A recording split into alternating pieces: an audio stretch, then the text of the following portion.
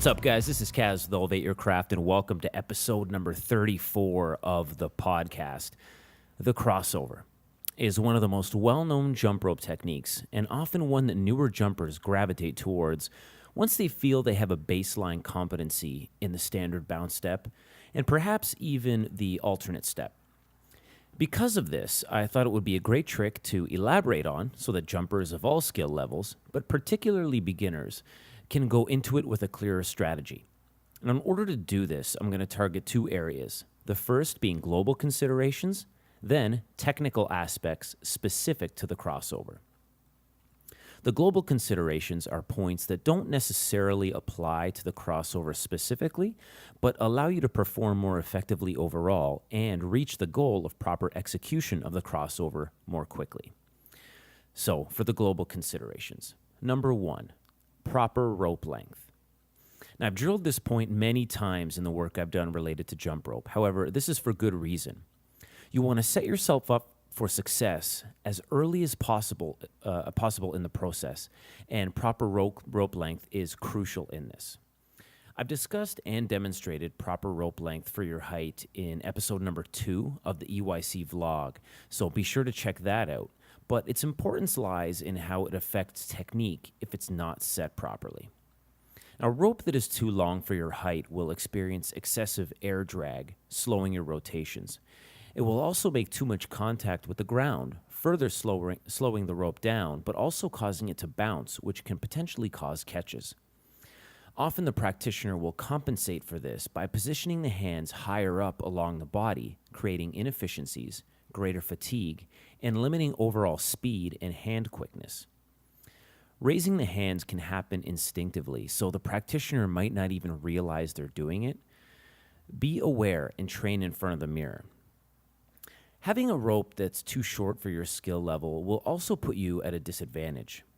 Now, unless you're a seasoned jumper, you understand and can handle the changes that occur with a shorter rope, you want to stick to a rope length based on my video demonstration. A rope that's too short for your skill level will make it difficult to create a large enough arc to jump through. It also demands greater speed, accuracy, and efficiency that a beginner is not prepared to deal with. Now, this will create unneeded frustration and reduce the overall quality of training. Point number 2. Competency in the bounce step and alternate step.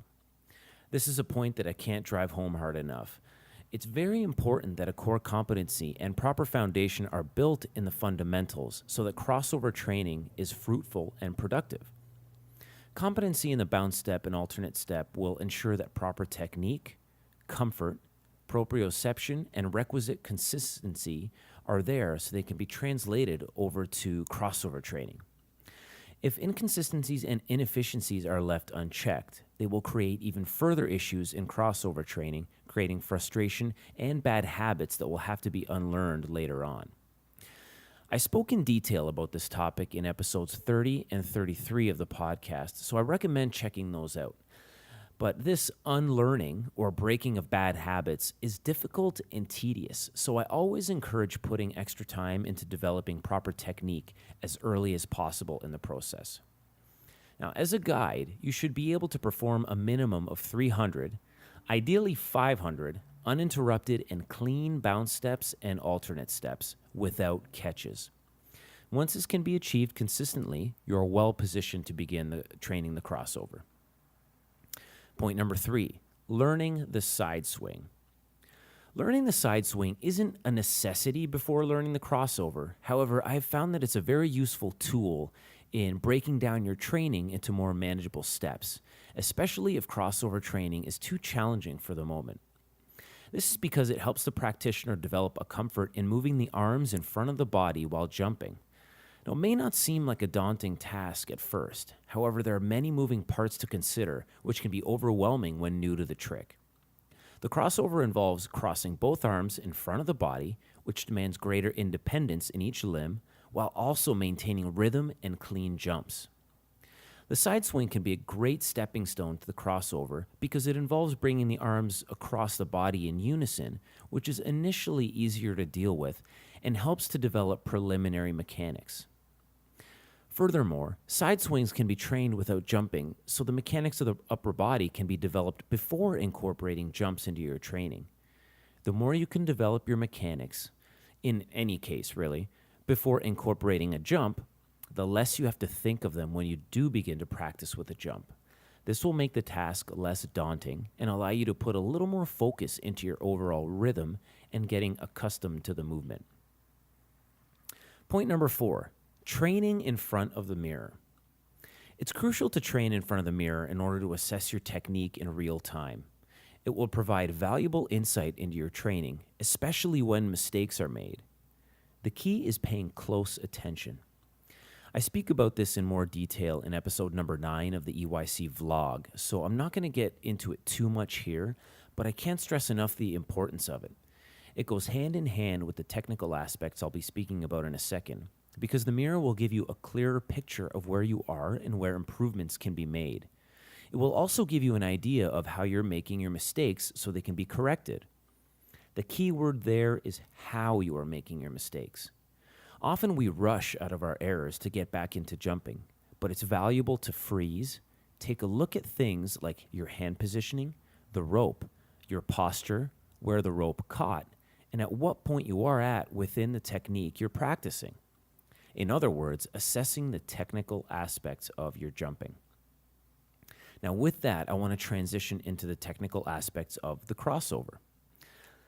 Point number 1, cross width. To successfully complete the crossover, a wide enough arc in the rope must be created to allow the body to jump through. This is even more of a factor at the beginning stages because pinpoint skill and mechanics have not been developed yet. As one becomes more advanced, a smaller margin of error can be introduced. However, in the early stages, we want to focus on developing technique and proprioception. Important factors in achieving a wide enough rope arc are proper rope length and frequent drilling of the mechanics. I can't tell you how much time I've spent simply moving the rope handles from point A to point B without swinging the rope or jumping. This helps develop muscle memory, consistency, and will give you a good idea of whether or not the base of your rope arc will be wide enough or not. While most shouldn't have a problem crossing both arms in front, those with limited shoulder mobility may benefit from some shoulder stretches, eventually allowing them to cross the arms a little further without having to bend and close the chest off too much. Another option is to use a rope with longer handles that will create a wider base without having to cross the arms further. Keep in mind, if using longer handles, this wider base will reduce the height of the arc slightly, so you may need to adjust your rope length accordingly, especially if your grip is very low on the handles like mine. I prefer long-handled ropes because I employ a lot of crossbody tricks in my training, and they give me a little more wiggle room. Point number 2, handles parallel to the ground. Keeping the handles as parallel to the ground as possible is important because it creates a clean, even arc and will help maximize its width. Furthermore, it allows for smoother rotation of the rope, which will keep your speed consistent. This is another area where drilling of the mechanics comes into play because eventually you'll keep the handles parallel to the ground instinctively. The most common error I've seen among beginners is turning the handles upward or perpendicular to the ground when executing the crossover. This can occur in both hands or in one, even though the handles may be parallel during their regular bounce or alternate steps. Either outcome will slow rotation of the rope and increase the height of the arc, and in turn reduce its base width, making it more difficult to jump through. If only one handle is turned upward, this will still affect the speed of the rope and width of the arc, creating potential for catches. A great way to assess your technique is by video recording your training and viewing it afterward, or keeping an eye on your technique in real time using the mirror. Pay close attention to the arc of the rope as well as where the handles are pointing. If you're noticing flaws in technique, slow things down, cease jumping, and drill mechanics individually. Alternatively, do single jumps and assess how the rope is reacting. Keep your technique clean and the rope will react in a predictable fashion. Point number 3, keeping the hands at waist height. Now, this is a technical aspect that translates right from the bounce and alternate steps. It's important because it keeps the arc at an appropriate height and width to jump through. It also creates efficient mechanical movements that will benefit endurance if you plan on jumping for longer periods. It is common for the practitioner, especially at the beginning stages, to cross by bending to a greater degree at the elbow, bringing the handles upward, as opposed to crossing the arms with the handles along the same horizontal plane as the waist. The goal is essentially to mimic the positioning of the arms in your standard bounce step technique, but flipped horizontally. As mentioned, increased bending at the elbow will bring the handles upward, increasing the height of the arc and minimizing the space available to jump through. Furthermore, this bending of the elbows is conducive to keeping the handles perpendicular to the ground as opposed to parallel, which we discussed previously. Point number 4, wrist rotation speed. The last technical aspect is mostly applicable when performing more than one crossover consecutively, so I wouldn't worry too much about it when your goal is to perform one crossover. However, I thought I would include it as a bonus for those looking to get a little more out of their training. Wrist rotation speed is the final technical aspect I'll discuss here, and one that has a subtle but important effect on your multiple consecutive crossover success. If the wrists aren't rotating at the same speed, it will be very difficult to maintain an even rope arc, negatively affecting rhythm and your ability to jump through the arc. The ideal scenario is both wrists are rotating at an equal speed, which is much harder to achieve than it may seem. This is because when the arms are crossed, we are in a less favorable position to rotate the rope, and the wrists are forced to not only work a little harder, but to also do so from a less familiar position. To be clear, what I mean by less familiar position is when performing the bounce step, the palms face forward and we are rotating the rope forward. When we cross, the palms are facing backwards, but we are still required to rotate the rope forward. Often when attempting multiple consecutive crossovers, the practitioner is not used to being in a less favorable position overall or dealing with this change in wrist technique. The byproduct of this is most likely unsuccessful completion of the trick and or uneven wrist speed. Some ways of dealing with uneven wrist rotation speed are: become highly competent in single crossovers, practice the bounce step with backward rotation of the rope, and improve overall grip strength by using a long-handled rope. The bounce step with backward rotation is especially important here because it will prepare your wrists for effective rotation in the palm-facing backward position. On a final note, and this goes for the single crossover as well, you may favor bringing one arm to the front during the crossover over the other, but practice both positions. I can't stress this enough. Practice with the left arm in the lead and put just as much attention to the right arm in the lead. You might even need a little more attention in your off arm. My philosophy has always been, if I complete the trick on one side but not the other, I'm only halfway. These technical aspects of the crossover work synergistically as well. Improving one will likely improve another. For example, wrist rotation speed is maximized when keeping the hands at waist height, and cross width is maximized by keeping the handles as parallel to the ground as possible. The opposite is true also. If you're able to keep the handles at waist height consistently, you are creating a favorable environment for optimizing wrist rotation speed.